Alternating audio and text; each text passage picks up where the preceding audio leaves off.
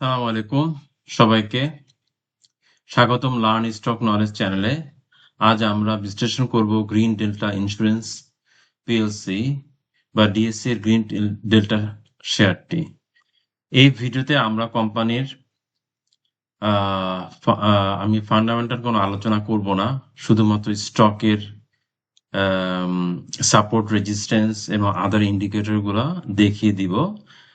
এই মুহূর্তে আপনি কোন জায়গায় রেজিস্ট্যান্স, এগুলো শর্টলি আমি আপনাদেরকে দেখানোর চেষ্টা করব। তো চলুন তাহলে শুরু করা যাক। আমি আমার স্টক নাওতে চেষ্টা করেছিলাম, দেখলাম যে স্টক নাওটাতে সমস্যা হচ্ছে। দেন আমি ইনভেস্টিং এ আমি চার্টটা ওপেন করে আপনাদের জন্য সাপোর্ট, রেজিস্ট্যান্স বা শুধু রেজিস্ট্যান্সটা ড্র করে রেখেছি। সাপোর্ট অলরেডি পেয়ে গিয়েছে, সো আমাদের সাপোর্টের দরকার নেই। তো তারপরে আমি সাপোর্ট সম্পর্কে বলবো, কোথায় আপনারা সাপোর্টটা ধরবেন এবং ওই সাপোর্ট ভেঙে গেলে আপনারা কি করবেন সেটাও বলবো। আপনারা দেখতে পাচ্ছেন যে মান্থলি চার্ট ওপেন করেছি, প্রত্যেকটি ক্যান্ডেল একটি করে একটা মান্থলি ক্যান্ডেল বোঝাচ্ছে। প্রত্যেকটা ক্যান্ডেলে একটা মান্থলি, মানে মান্থলিতে কোথায় ছিল এবং এই মান্থে কোথায় এসেছে, এভাবে করে এটা ফুলি ডাউন ট্রেন্ডে ছিল। রিসেন্টলি এটা আপ ট্রেন্ডে এসেছে এবং সবচেয়ে বড় যে জিনিসটা আপনারা খেয়াল করবেন, দুইটা ইএমএ আপনারা বিশেষ করে খেয়াল করবেন। একটা হচ্ছে 14 ইএমএ এবং 200 ইএমএ এবং 9 ইএমএ সবচেয়ে ভালো যারা কুইক প্রফিট নিতে চায় তাদের জন্য। ধরেন আপনি আজকে কিনলেন, 3 দিন পরে সেল করে দিবেন, কথার কথা। তখন আপনি 9 ইএমএ ফলো করবেন। তখন 9 ইএমএ যদি আপনাকে 9 ইএমএ এর নিচে নেমে যায় ক্যান্ডেল, তখন আপনি সেল করে দিলেন বা এর আগে সেল করলেন, এটা আপনার ইচ্ছা। বা 9 ইএমএ এর উপরে থাকা পর্যন্ত আপনি ওই স্টকে থাকলেন। আমি এটা 9 ইএমএ করে দেই। এটা এখন 14 ইএমএ এর মধ্যে আছে, একটু খেয়াল করুন। 14 ইএমএ যে কয়দিন ছিল সেই কয়দিন পজিটিভ ছিল। যখনই এই বড় একটা শ্যাডো তৈরি হলো এবং এই ক্যান্ডেলটা এই অবস্থা, আপনি যদি এই অবস্থায় কিনে থাকেন, তাহলে আপনাকে অলরেডি সিগন্যাল দিয়ে দিয়েছে যে আপনাকে সেল করে বের হয়ে যেতে হবে। আলটিমেটলি এটা নিচেই নেমে গেল। 9 ইএম এর নিচে যখন চলে যায়, সরি 14 ইএম এর নিচে যখন চলে যাচ্ছে, তখন আপনি দেখেন এটা ডাউন ট্রেন্ডেই রইলো। মানে ইএম এর ক্লোজিং প্রাইসটা যদি ইএম এর উপরে থাকে, তাহলে বুঝতে হবে এটা আপনি পারচেস করতে পারবেন। যেমন ধরেন এই অবস্থাতে দেখেন, এই অবস্থাতে কি হলো, প্রাইসটা উপরে আছে, নিচে গিয়েছিল কিন্তু সে উপরেই আছে। সো এটা it's a very good share. এবং আমি যখন 9 ইএমএ করে দেবো, তখন সে আমাকে আগেই আর্লি সিগন্যাল দিচ্ছে, you have to come out from your share stock. So আপনি দেখতে পাচ্ছেন কোথায় ছিল আর কোথায় এসেছে। তো আমি যদি এটাকে, এই 200টা আমি কেন দিয়েছি, 200 যখন 200 ইএম এর উপরে যাবে, এই যে ক্রস ওভার হয়েছে, তখন আপনি বুঝতে হবে যে এই শেয়ারটা আসলে আলটিমেটলি আপ ট্রেন্ডে চলে গিয়েছে। যে কোনো শেয়ার যখন 200 ইএম এর উপরে থাকে, আপনি নিশ্চিন্তে বাই করতে পারেন। তারপরেও আপনি নিজে অ্যানালাইসিস করবেন, সবগুলো ইন্ডিকেটর খেয়াল করবেন, ভলিউম চেক করবেন, দেন আপনি ফাইনালি সিদ্ধান্ত নেবেন কি করবেন। কিন্তু আমার এক্সপিরিয়েন্স হচ্ছে 200 ইএমএ আপনি আরো চার্ট ওপেন করে আপনি নিজেরা খেয়াল করতে পারেন। 200 ইএমএ এবং 9 ইএমএ অথবা 20 ইএমএ বা 14 ইএমএ বা 19 ইএমএ, হোয়াট এভার, এটা যদি ক্রস ওভার করে বা ক্রস করে, মানে 200 ইএম এর উপরে ক্রস করে উপরে উঠে যায় 9 ইএমএ, 14 ইএমএ, যে কোনো ইএমএ, 50 ইএমএ, তখন বুঝতে হবে এই স্টকটা আলটিমেটলি আপ ট্রেন্ডে আছে। মানে মানুষের এটা কেনার প্রতি, বায়াররা এখন এটা পুরো জিনিসটা কন্ট্রোলের আছে, সেলারদের কন্ট্রোলে নাই। সেলারদের কন্ট্রোল হচ্ছে যখন 9 ইএমএ সবচেয়ে আর্লি আপনাকে ইন্ডিকেট করবে যে you have to come out from this share.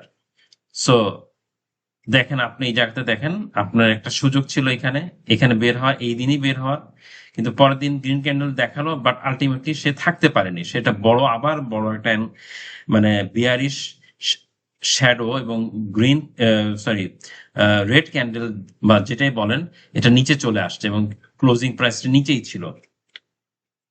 তো আপনারা কিন্তু রেড ক্যান্ডেল দেখেই যে আপনাকে সেল করতে হবে এমন না, বাট আপনি ক্যান্ডেলের কিছু ধরন আছে, যেমন ধরেন শ্যাডোটা যদি অনেক বড় হয় বোঝা যাবে এখানে বড় একটা সেল হয়েছে, মানে সেলেরা অনেক বেশি অ্যাক্টিভ, এবং ওই অ্যাক্টিভের কারণেই খেয়াল করে আলটিমেটলি যে বিগ শ্যাডো, এটার কারণেই কিন্তু আলটিমেটলি এফেক্টটা পরবর্তীতে টোটাল এফেক্টটা এখানে চলে আসছে। তো এই জিনিসটা আপনারা যদি খেয়াল করেন, এখানে কিন্তু আসেনি, এখানে এত বড় স্টিকটা বা আপনার শ্যাডোটা, অথবা আপনার ধরেন এই যেটা স্টিকটা দেখতে পাচ্ছি এটা কিন্তু এতটা বড় না। এখানে গ্রিন ক্যান্ডেল আপনার এই সেলারদের থেকে প্রভাব বিস্তার করছে, কারণ ওটার থেকে সাইজটা বড়। সাইজ বড় মানেই হচ্ছে আলটিমেটলি এটা বায়ারদের কন্ট্রোলে। সো আমি এখন এটা রাখলাম 209 EMA।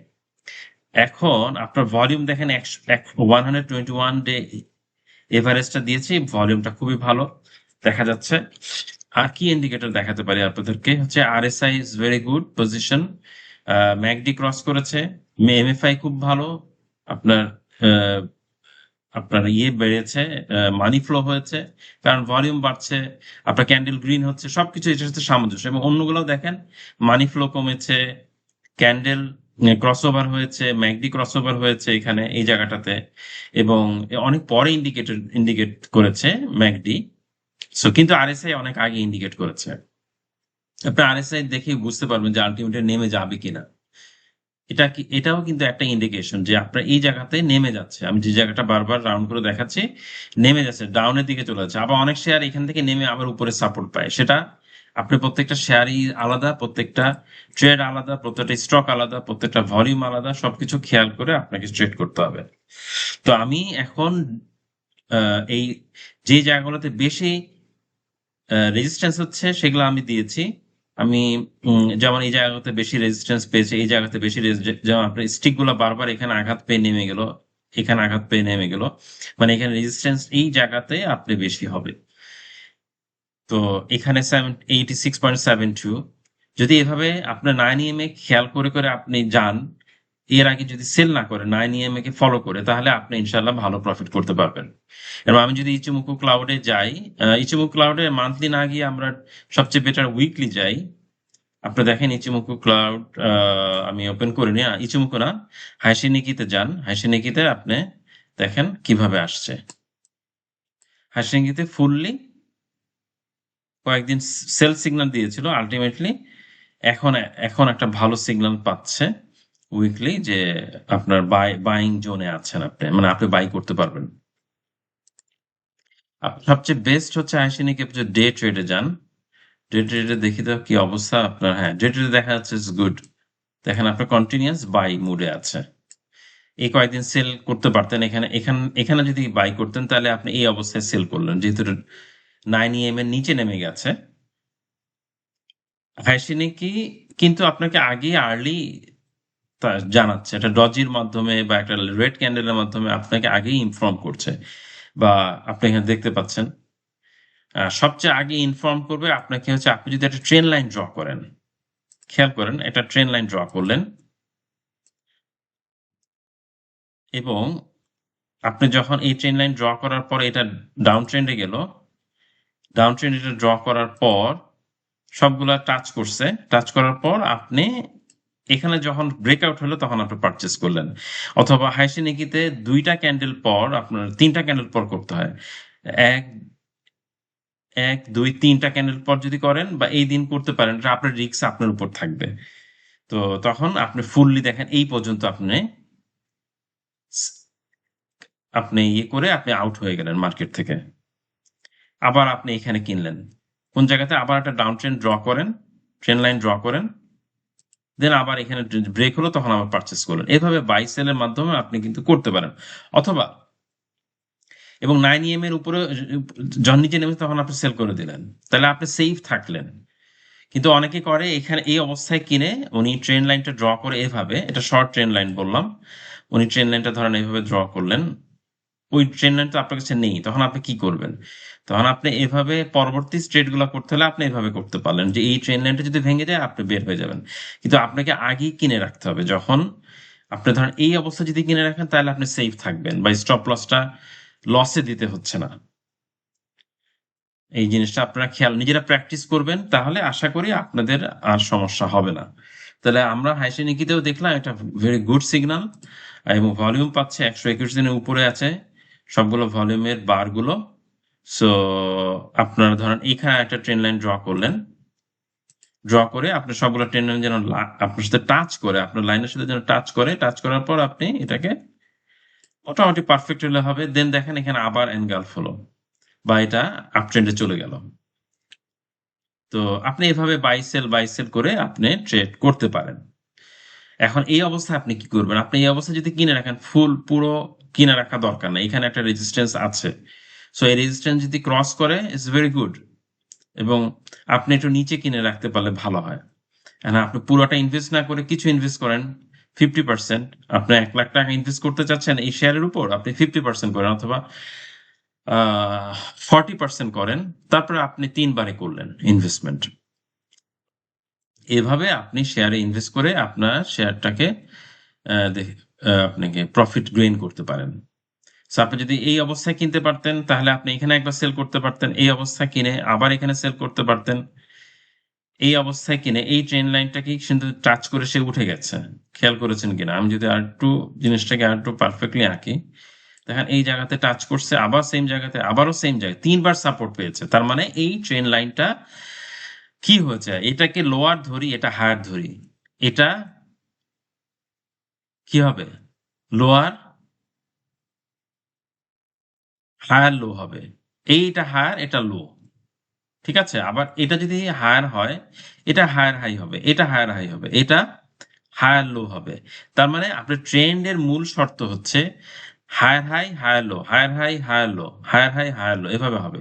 এবং এটা এখানে টাচ পেয়ে এটা এখানে নামবে, এটা সাপোর্ট পাবে কোনো এক জায়গাতে, একেবারে এখানেই পাবে সেটা সেটা আমার এখানে দেখা যাচ্ছে কাছাকাছি এসে চলে গেছে, একবারে 100% হয়নি। আমি যদি সবগুলাকে আমি আমি যদি এটাকে টাচ করতে চাই তাহলে কি হবে, এটা আবার নিচে নেমে যাবে। সো আপনার বেটার হচ্ছে এভাবে রাখা, তাহলে আপনি দেখেন মোটামুটি একবার পারফেক্টলি মিলে গেছে। সো এভাবে আপনারা ট্রেন্ডকে ফলো করে, হায়ার হাইকে ফলো করে আপনি অবশ্যই আপনি যে এইভাবে ট্রেন্ডি শেয়ারের মধ্যে আপনি যেসব শেয়ারের মোমেন্টাম আছে, এবং এই পুলব্যাক গুলাতে কিন্তু আপনি মানে যেগুলোতে ডাউন ট্রেন্ডে চলে গেছে, আপনি এভাবে ট্রেন লাইন ড্র করবেন, করার পরে যখন ট্রেন লাইনটা ব্রেক করবে তখন আপনি কিনলেন, আবার ট্রেন লাইন ড্র করলেন, পুরো এই জিনিসটা এইখানে সাপোর্ট পেলো, তারপরে আপনি সেল করে দিলেন এই অবস্থাতে। যখন দেখলেন যে না এটা উপরের দিকে এই ক্যান্ডেলগুলো একটা একটার উপরে উঠছে না, বা এটা আপনার ক্যান্ডেলটাই কিন্তু, এই ছোট ক্যান্ডেলটা কি বোঝাচ্ছে, সেলাররা স্ট্রং এবং এটা ভলিউমও কমে গিয়েছে, অথবা আপনার এটাকে বোঝা যাচ্ছে যে এটার স্ট্রেংথ কমে গেছে বায়ারদের, তখন সেলারদের স্ট্রং হয়ে গেছে, তখন তারপরে কিন্তু সেলাররা ঢুকে গেল, এবার সেলাররা সেল করে আউট হলো, এবং আবার বায়াররা চলে আসলো, বায়াররা উইন করলো, আবার সেলাররা স্ট্রং হলো, কিন্তু সাপোর্ট পেয়ে 9 EM এর সাপোর্ট পেয়ে আবার সে উপরে উঠে গেল। তো এভাবে আপনি ট্রেড করবেন, আশা করি আপনারা ভালো করতে পারবেন।